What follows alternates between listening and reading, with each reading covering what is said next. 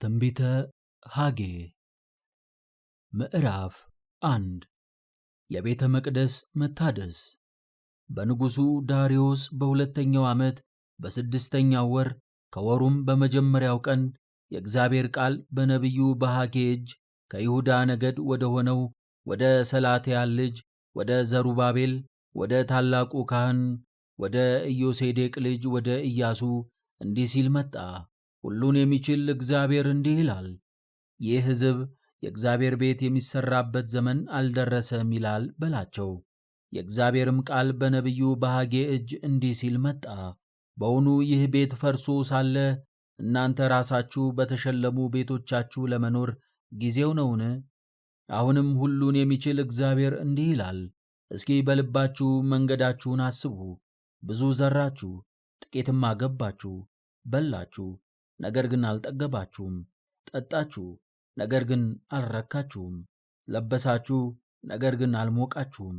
ደሞዙን የተቀበለም በቀዳዳ ከረጢት ሰበሰበ። ሁሉን የሚችል እግዚአብሔር እንዲህ ይላል፣ በልባችሁ መንገዳችሁን አስቡ፣ ወደ ተራራው ውጡ፣ እንጨትንም ቁረጡ፣ ቤቱንም ስሩ፣ እኔም በእርሱ ደስ ይለኛል እመሰገናለሁም ይላል እግዚአብሔር። እናንተ ብዙ ነገርን ተስፋ አደረጋችሁ፣ እነሆም ጥቂት ሆነ። ወደ ቤትም ባገባችሁት ጊዜ እፍ ብዬ በተንሁት። ይህ ስለ ምንድን ነው? ይላል ሁሉን የሚችል እግዚአብሔር። እናንተ ሁሉ ወደየቤታችሁ ስለሄዳችሁና የእኔ ቤት ፈርሶ ስለተቀመጠ ነው። ስለዚህ ሰማይ በላያችሁ ጠልን ከልክሏል፣ ምድሪቱም ፍሬዋን ከልክላለች። እኔም በምድርና በተራሮች በእህልና በወይንም በዘይትና በምድርም በምታበቅለው ላይ በሰዎችና በእንስሶችም ላይ እጅም በሚደክምበት ሥራ ሁሉ ላይ ጦርን አመጣለሁ። ሕዝቡ ለእግዚአብሔር እንደታዘዘ የይሁዳ ነገድ የሰላትያ ልጅ ዘሩባቤልም ታላቁም ካህን የኢዮሴዴቅ ልጅ ኢያሱ የቀሩትም ሕዝብ ሁሉ የአምላካቸውን የእግዚአብሔርን ድምፅ የነቢዩንም የሐጌን ቃል አምላካቸው እግዚአብሔር እንደላከው ሁሉ ሰሙ። ሕዝቡም በእግዚአብሔር ፊት ፈሩ። የእግዚአብሔርም መልእክተኛ ሐጌ በእግዚአብሔር መልእክት ሕዝቡን እኔ ከእናንተ ጋር ነኝ ይላል እግዚአብሔር ብሎ ተናገረ። እግዚአብሔርም የይሁዳ ነገድ የሰላትያን ልጅ የዘሩባቤልን መንፈስ የታላቁንም ካህን የኢዮሴዴቅን ልጅ የኢያሱን መንፈስ የቀሩትንም ሕዝብ ሁሉ መንፈስ አነሳሳ። በንጉሡም በዳርዮስ በሁለተኛው ዓመት በስድስተኛው ወር በወሩም በ24ተኛው ቀን ሁሉን የሚችል የአምላካቸውን የእግዚአብሔርን ቤት ይሰሩ ዘንድ መጡ። ምዕራፍ 2 በሰባተኛው ወር ከወሩም በ21ኛው ቀን የእግዚአብሔር ቃል በነቢዩ በሐጌ እጅ እንዲህ ሲል መጣ። ከይሁዳ ነገድ ለሆነ ለሰላትያ ልጅ ለዘሩባቤል ለታላቁም ካህን ለኢዮሴዴቅ ልጅ ለኢያሱ ለቀሩትም ሕዝብ እንዲህ ብለህ ተናገር። በቀድሞ ክብሩ ሳለ ይህንም ቤት ያየ በእናንተ መካከል የቀረ ማን ነው? ዛሬስ እንዴት ሆኖ አያችሁት? በፊታችሁ እንዳልነበረ አይደለምን? አሁን ግን ዘሩባቤል ሆይ በርታ ይላል እግዚአብሔር።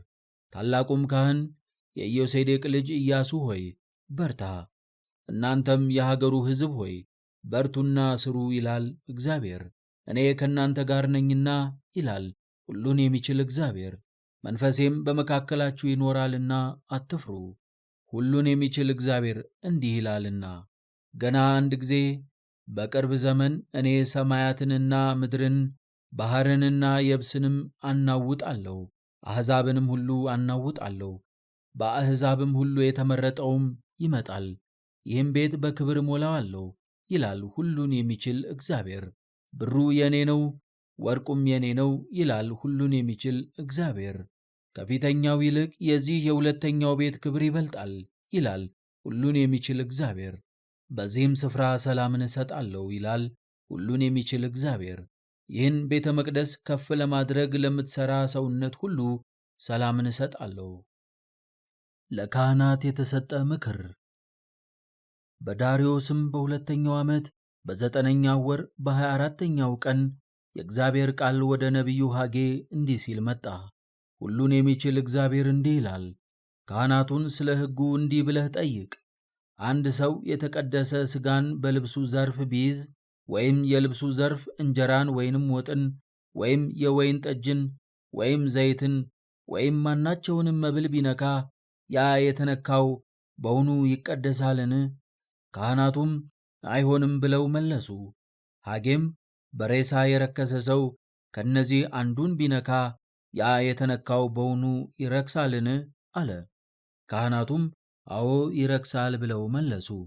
ሐጌም መልሶ እንዲህ አለ፣ ይህ ሕዝብና ይህ ወገን በፊቴ እንዲሁ ነው ይላል እግዚአብሔር። የእጃቸውም ሥራ ሁሉ እንዲሁ ነው። በዚያም የሚቀርባቸው ሁሉ ስለ ቀደመው ሸክማቸው ርኩስ ይሆናል። በመከራም ላይ መከራን ይቀበላሉ፣ በአደባባይም የሚገሥጿቸውን ይጠሏቸዋል። አሁንም ድንጋይ በድንጋይ ላይ በእግዚአብሔር መቅደስ ሳይነባበር ከዛሬ ጀምራችሁ ወዳለፈው ዘመን ልብ አድርጉ። እናንተ እነማን ናችሁ?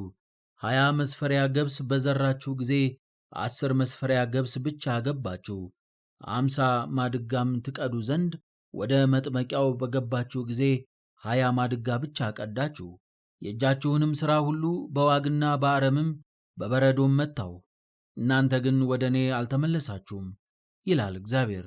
ከዛሬው ከ9ኛው ወር ከ24ኛው ቀን ጀምራችሁ የሚመጣውን ዘመን ልብ አድርጉ። የእግዚአብሔር መቅደስ መሠረት ከተተከለበት ቀን ጀምሮ ልብ አድርጉ። በአውድማው እህልን ታያላችሁን? ወይንንና በለስ ሮማንንና ወይራ አላፈሩም። ከዚህች ቀን ጀምሬ እባርካችኋለሁ። እግዚአብሔር ለዘሩባቤል የሰጠው ተስፋ።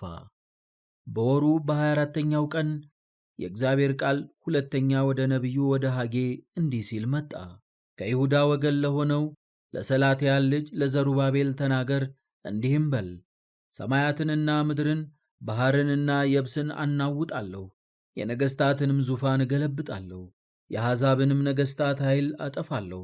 ሰረገሎችንና የሚቀመጡባቸውን እገለብጣለሁ፣ ፈረሶችንና የሚቀመጡባቸውንም እያንዳንዳቸው በወንድማቸው ሰይፍ ይወድቃሉ።